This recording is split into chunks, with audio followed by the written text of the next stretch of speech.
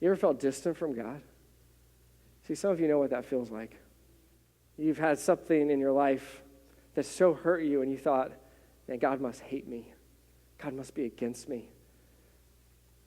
Or maybe you failed to recognize just the frailty and the brokenness of our world, the frailty and brokenness within yourself, and you needed someone to blame instead of recognizing and seeing your own reality. You see, what God wants you to understand is that he is not your enemy. He is not against you.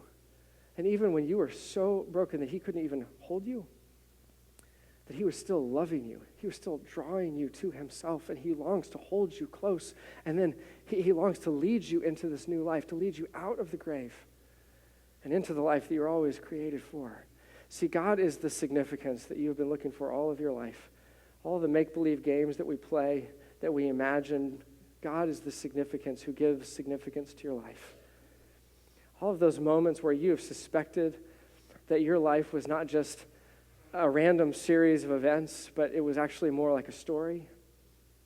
Those twists and turns that maybe you couldn't explain, and there was a conspiracy going on, and you weren't sure always if it was for you or against you, but there were startles and surprises, and somehow it feels right. And all of those moments where life begins to make sense, that is always pointing to him.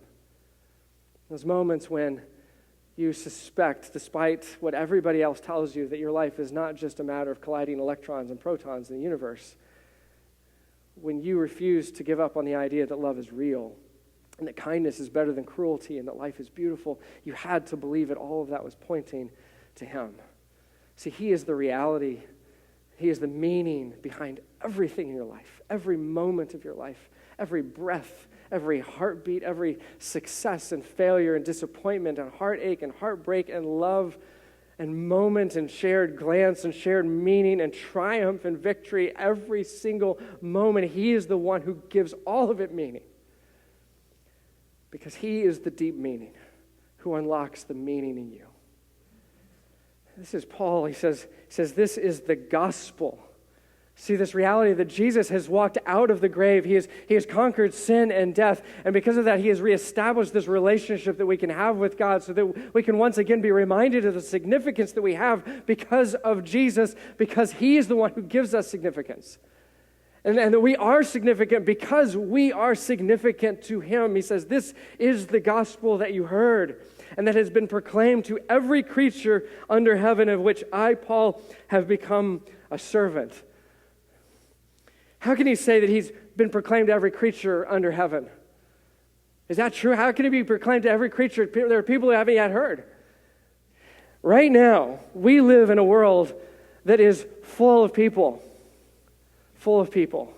who are scrambling frantically, trying to create significance wherever they can find it, because they have been told all of their lives that their life is an accident, that there is no God, that the universe is formless, void of meaning.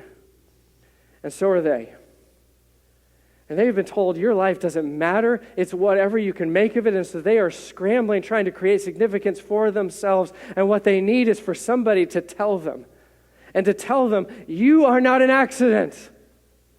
There is a God in heaven who loves you. There is a God in heaven. Jesus is his name. He already won this victory. He already walked out of the grave. And you need to know that, because the significance that you are looking for, you already have it. It is in him. And even if you don't feel significant, he is your significance. You matter because you matter to him. And see, they don't know, but we can tell them. We can tell them. Because 2,000 years ago, Jesus already walked out of the grave. Victory already won. Already happened. Death, sin defeated. Peace restored. We are now welcomed into a relationship with God, and they don't know, but we can tell them. Maybe you're here right now and you've heard this news, but you don't really believe it. You know, maybe it's news that you've wrestled with, and yeah, it's kind of in one ear and out the other, and maybe this is your moment, because I want you to hear it again. That you are not an accident. You are meant for so much more.